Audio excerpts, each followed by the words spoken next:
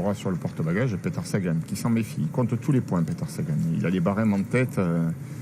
On ne va pas le tromper. L'autre jour, au podium, je lui ai dit, il me dit 62 ou 64. Il savait très bien que c'était 62.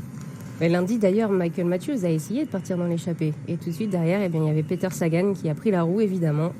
On se dispute déjà le maillot vert. Oui, il y a une course dans la course. Sagan a pris un large avantage qu'il souhaite maîtriser maintenant et contrôler. Wout van Aert en discussion avec André Greipel. André Greipel qui fêtait ses 37 ans hier. Et Greipel qui a loupé, qui fait partie des rares sprinteurs qui ont loupé le coup dans la bordure en direction d'Albi.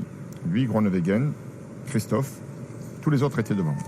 Des images en direct de cette extraordinaire ville de Cordes sur ciel.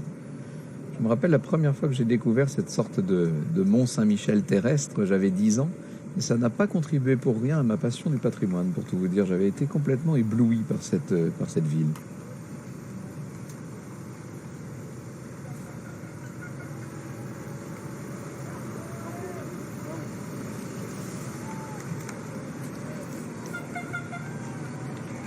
La route de cette étape fait une grande boucle en partant sur la gauche. Elle reviendra tout à l'heure avec donc ce vent, le même vent qui sera favorable cette fois à proximité après Bruniquel, à proximité de Puy-Celle-Cy, Castelnau-Montmiral et Gaillac. Donc le peloton va tout à l'heure être poussé par le vent.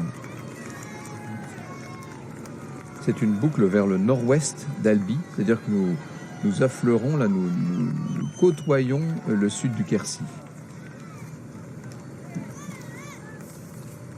On ne se lasse pas d'images comme celle-là. Merveilleux ensemble. Vous voyez que finalement, un site